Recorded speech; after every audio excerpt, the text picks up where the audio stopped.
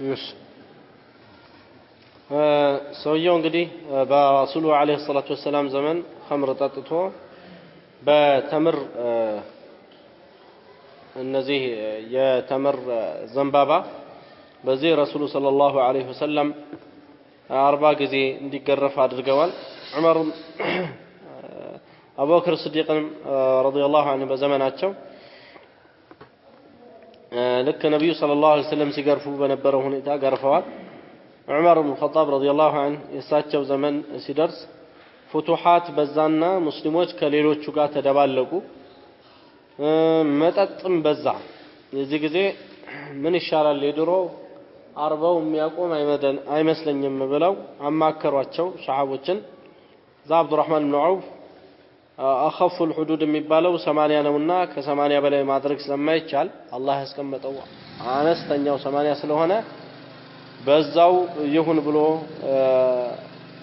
አላቸውና በሱሐቦቹ ኢጅማዕ ማለት ነው ይሄ ነገር ተጀመረ።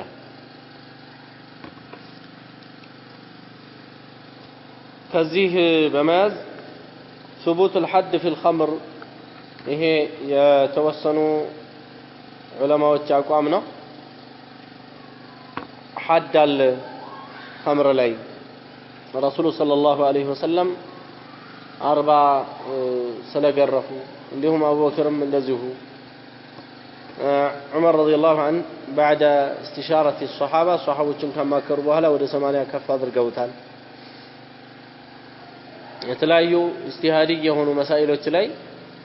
አንድ ሰው ከቁርአንና ከሐዲስ አውጣቶ የሚወስናቸው ዓሊም የሆነ ሰው ማለት ነው። ያውም የኢስቲሃድ ደረጃ የደረሰ ትልቅ የሆነ ዓሊም ሌሎችን ዑለማዎችን ምክር መፈለግ ይኖርበታል ይላሉ።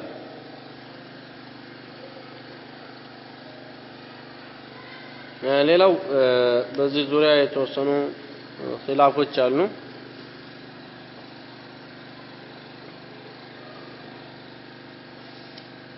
ሸይኹል ኢስላም ኢብኑ ተይሚያ ረሂመሁላህ የሚሉት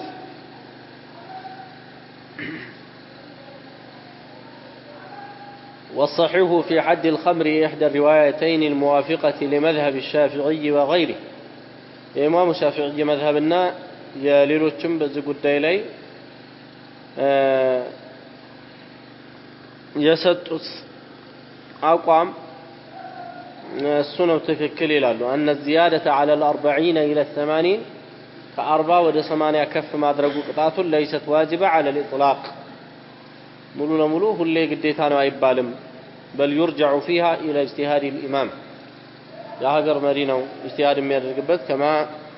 جوزنا له الاجتهاد في صفة الضرب فيه አመታቱ ላይም የሚያደርገውን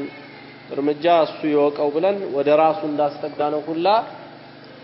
ከዚህም ከ40ም ልጨምር ካለ ወደሱ ኢጅቲሃድ ነው የሚመለሰው። በመሰረቱ ያለው 40 ነው የሚል ይሄ እንግዲህ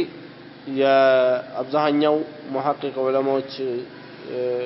ተብለው ብዙ ጊዜ ስማቸው የሚጠራ እነ ሸይኹል ኢስላም ኢብኑ ተይሚያ ተማሪያቸው ኢብኑ ቀይም ሌላው ሼክ አብዱራህማን አልሳዕዲ እነዚህ ያሉበት አቋም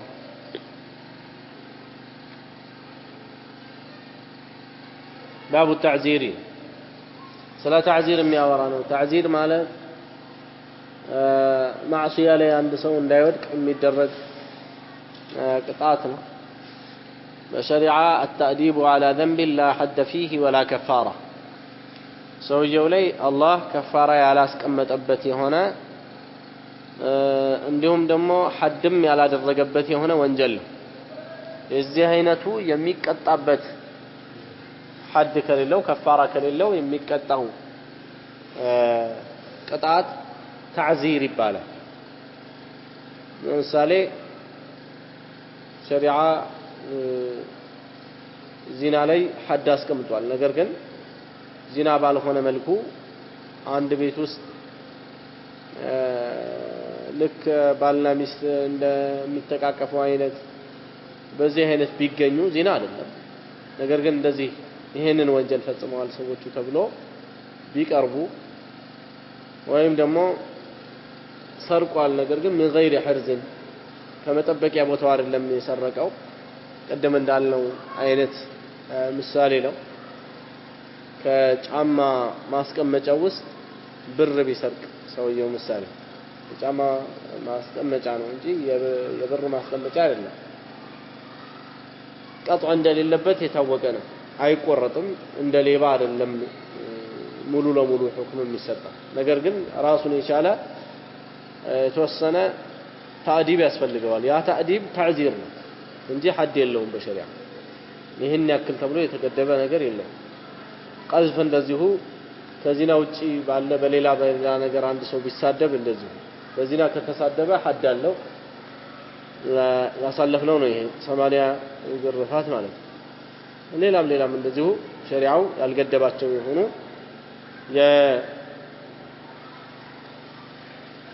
እንዲህ ነው የሚቀጣው ብሎ ያላለባቸው ብዙ ወንጀሎች አሉ እነዛ تعذير ይገባቸዋል ማለት ነው عن أبي بردة هاني بن نيار البلوي رضي الله عنه أنه سمع رسول الله صلى الله عليه وسلم يقول الله ملتني عليه الصلاة والسلام سيدون دسماتشو ينقرال لا يجلد فوق 10 أسواط إلا في حد من حدود الله كالسر على انقابلي بالله سبحانه وتعالى حد لك هنا بستقر بليلا አይገረፍም ብለዋልና ይሄ እንግዲህ ተለያየ ሆነ ጉዳይ ላይ ያስገቡታል ዑለሞች تعذير ሲፈለግ ለምሳሌ ታዲቡ ሱቢያን ህፃናትን መግረፍ ሴቶችን መግረፍ ባሪያ ካለው አገልጋዩ ባሪያውን መግረፍ ይሄ አለ በሸሪዓ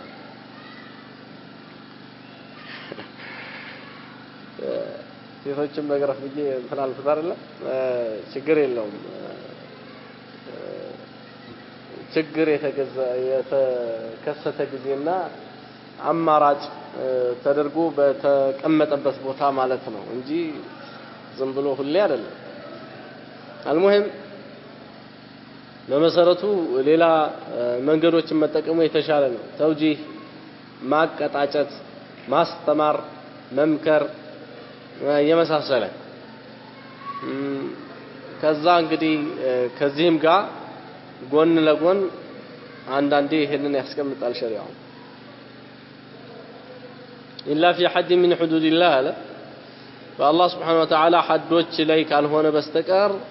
ሌላው تعذيሩ ከ10 ግርፋት በታች ነው መሆን ያለበት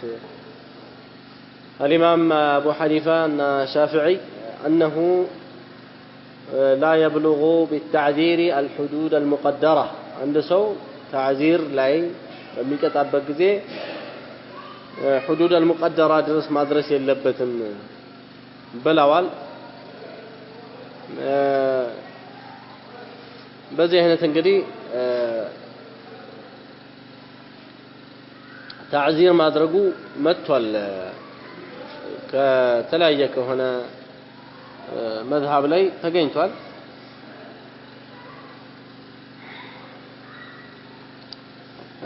እነዚህ تعذيሮች በምትም ብቻ ሳይሆኑ አንዳንዴ የተለያየ ለቆሻሻ ነገር የዋሉ ነገሮችን በመስበርና በማጥፋት ሁላ መጥቷል مثلا ዘፋኝ የሆነ ሰው በሸሪዓ ምን አይደረግም ሐድ የለውም የዘፈን ሐድ ተብሎ የተቀመጠ የለም ነገር ግን تعذير አለ تعذيሩ ምንድነው ያንን የሚጫወትበትን ነገር መስበርና ማበላሸት ባለስልጣን ነው ይሄን የሚያደርገው ግለሰብ አይደለም ያንን የሚጫወትበትን የሱን ሙዚቃ መሳሪያውን መስበር ማጥፋት ይሄ تعذيሩ ነው እንዲሁም ሰውየውን በተወሰነ መልኩ ሐድ ባልደረሰበት መልኩ መቅጣት እንዳንዳንድ ዑለማዎች አቋም ማለት ነው ሌሎቹ ደግሞ ከሐድም በላይም ሊያደርገው ይችላል እንደ ሁኔታው ኢማም ነው እያየ የሚቀጣው ባይናቸው والله اعلم وصلى الله وسلم وبارك على نبينا محمد وعلى